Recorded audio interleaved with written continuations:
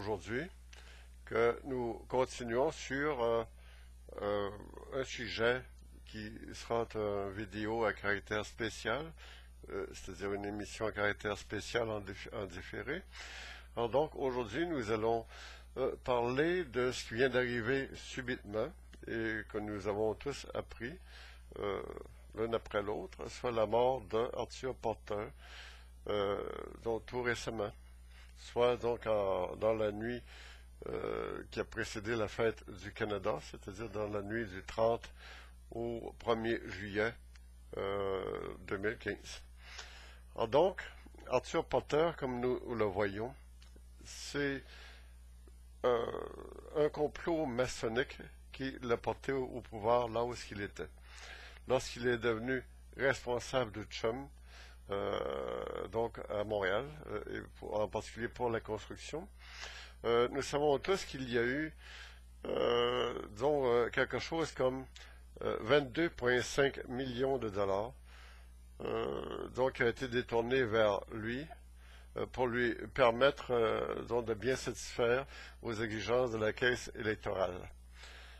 Ce qui est assez particulier, c'est de voir qu'il est décédé sur la dernière semaine, soit la 4e semaine de juin. C'est un message rosicrucien et franc-maçon, un message maçonnique.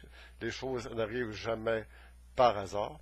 Donc, il est mort dans la 4e semaine de juin, qui est en fait une semaine consacrée à la contribution rosicrucienne pour la paix dans le monde.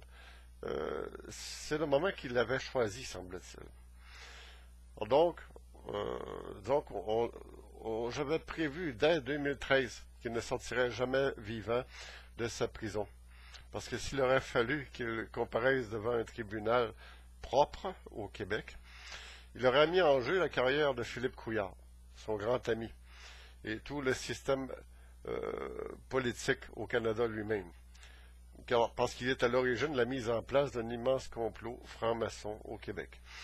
De plus, suite à sa condamnation au Québec, il aurait été immédiatement traduit devant les tribunaux au Sierra Leone, son pays natal, son pays d'origine.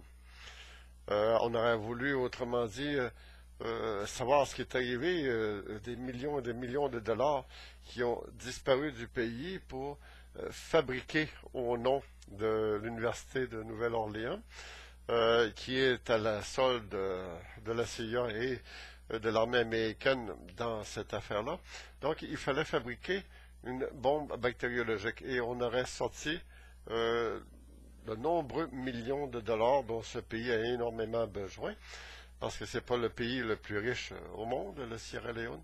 Alors donc, on aurait utilisé le virus d'Ebola pour en fabriquer une bombe bactériologique. Et on a remarqué tout récemment comment c'était efficace. Il fallait donc que ce franc-maçon, allié aux Illuminati, puisse mourir loin du Québec et du Canada pour blanchir ce système corrompu dans lequel nous vivons. On parle de nous, les citoyens et citoyennes du Québec et du Canada tout entier. On est continuellement berné par ces rêves de grandeur et de croissance économique infinie jusqu'à la fin des temps. Arthur Porter en aura bénéficié parce que lui-même aura été choyé par cette croissance économique. Elle lui aura servi parce qu'il a fait des millions de dollars qu'il a facilement camouflé, comme on sait, un peu comme un nouvel Vincent Lacroix, si on veut, dans le système. Il ne faut pas oublier qu'Arthur Porter est mort maintenant, mais il aurait donné bêtement sa vie pour protéger Stephen Harper et Philippe Couillard. Il a à la fois protégé le néoconservateur de la droite religieuse, qui est ami de George W. Bush, comme nous le savons, parce que George Bush voulait le faire travailler pour lui, au niveau du ministère de la Santé américaine. Et puis, il est mort aussi pour le néolibéral en même temps, le néoconservateur et le néolibéral. Harper et Couillard. Couillard, qui est l'allié du crime organisé, puis un ami de la famille monarchiste d'Arabie Saoudite, comme on le sait. On parle de Couillard d'Arabie lorsqu'on parle de lui.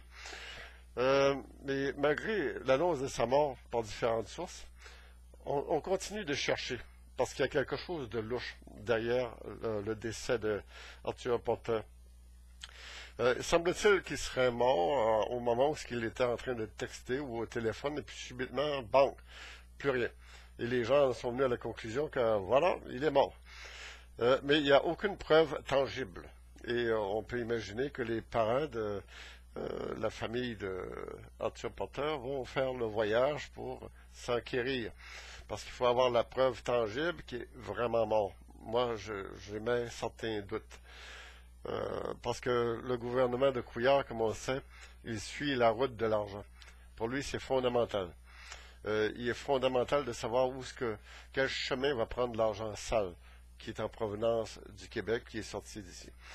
Un peu comme on a bien blanchi l'argent de la Caisse de dépôt et de placement du Québec.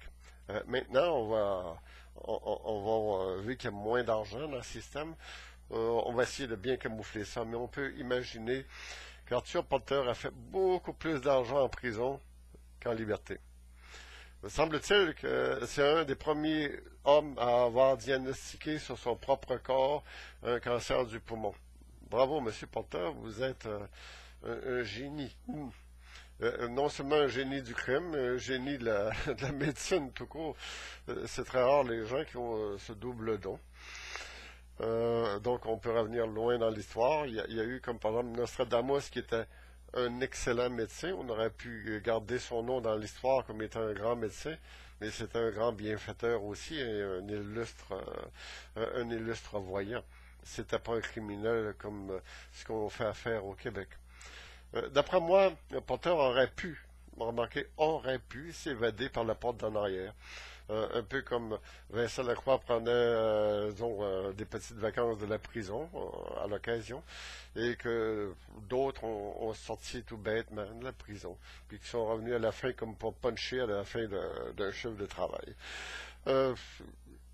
Donc, si le résultat n'est pas satisfaisant de ce qu'on va donner les autorités de Panama, ainsi que probablement la famille de notre ami Porter, il est certain que les policiers, probablement un peu propres, vont aller vérifier qu'est-ce qui est arrivé. Mais ce qui est bon d'en remarquer, c'est que les procureurs du bureau de lutte aux produits de la criminalité sont continuellement chargés de récupérer au profit de l'État la plus grande part possible de l'argent qui a servi au crime. On peut imaginer que les 22,5 millions, là, on veut les avoir. Et c'est important. Et surtout qu'on vient de faire affaire avec les pharmacies, les propriétaires des grandes pharmacies. On veut leur payer de bonnes petites enveloppes et des bonnes vacances, ainsi qu'un salaire qui ne paraît pas aux yeux du peuple, à qui on a demandé de l'austérité, on a demandé de nous serrer la ceinture. Donc, on veut récupérer cet argent parce que le gâteau, on veut l'épaissir un peu plus. Alors donc, ils vont s'y intéresser. À une mystérieuse entreprise qui a été fondée le 4 juin 2014 au Panama par Arthur Porter pendant qu'il était incarcéré. Il a fait affaire avec un certain Manuel Noriega, croyez-le ou pas. C'est la compagnie BQ Holding, qui n'a pas d'existence sur le web, mais il fait partie des registres panaméens quelque part. Quoi qu'il en soit, donc c'est probablement lié à un paradis fiscal et l'argent va s'insérer, va disparaître comme dans un trou noir dans ce très beau système génial mis de l'avant par deux génies du crime, soit Manuel Noriega et Arthur Porter. Il est bon à noter aussi que pendant son séjour au Canada, il cumulait un nombre presque inimaginable de fonctions. Il a été gestionnaire d'un centre médical privé aux Bahamas, il était président du comité de surveillance des activités de renseignement de sécurité, le XAR. On se souvient qu'il avait été nommé par Stephen Harper. Il y a une filière qui se suit.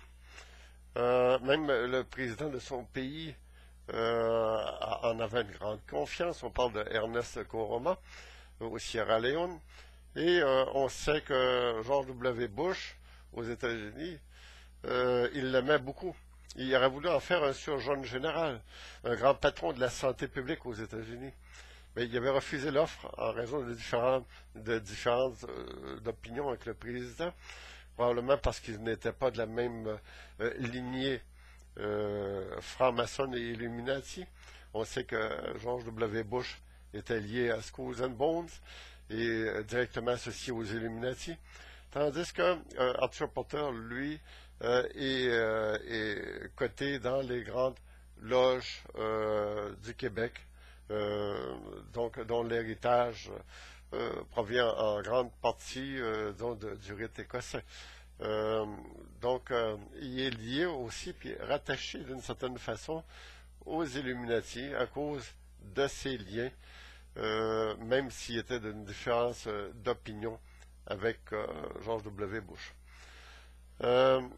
Il a resté continuellement proche du pouvoir politique des Bahamas et, comme on le voit, il a fini sa vie en prison après l'affaire, les 22 millions qui ont été fraudés.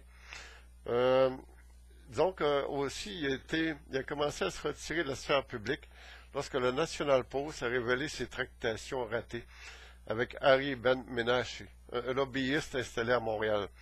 Mais il avait été, cet homme-là, un agent israélien avant de représenter le gouvernement russe. On est rendu même avec la mafia russe. Et il a été mêlé à des histoires de trafic d'armes.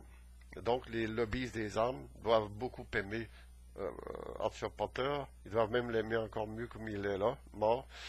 Il avait confirmé au Post qu'il avait donné 200 000 $ à Ben Menache dans l'espoir d'obtenir des investissements russes dans son entreprise en Afrique, celle que j'ai parlé antérieurement. C'est une histoire qui n'a pas fini de faire les manchettes. C'est une histoire qui risque de mettre complètement par terre le régime politique canadien et québécois. Moi, si je deviens un jour premier ministre du Québec, vous êtes sûr que le Parti libéral du Québec va être mis hors la loi. Il va être banni. Tous ces grands organisateurs vont être arrêtés et mis en prison et une vaste enquête va être établie sur cette affaire. Peu importe le parti politique auquel j'adhérerai, ce n'est pas la vision politique de gauche ou de droite qui fait qu'un parti est respectable et incorruptible. Ce sont les hommes qui le bâtissent. Un criminel, peu importe qu'il soit de droite ou de gauche, reste un criminel. Qu'il soit associé au crime organisé, ou vente de drogue avec Noriega ou quoi que ce soit du genre, Arthur Porter reste le plus grand criminel, le plus grand détourneur de fonds de l'histoire du Québec et du Canada. C'est à ne pas manquer, c'est à ne pas oublier. C'était notre émission spéciale d'aujourd'hui. Il va y en avoir d'autres. Restez à l'écoute, restez branchés.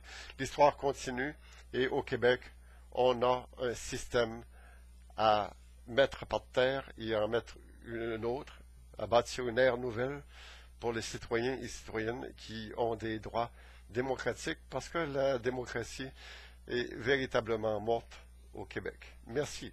Merci beaucoup. À la prochaine.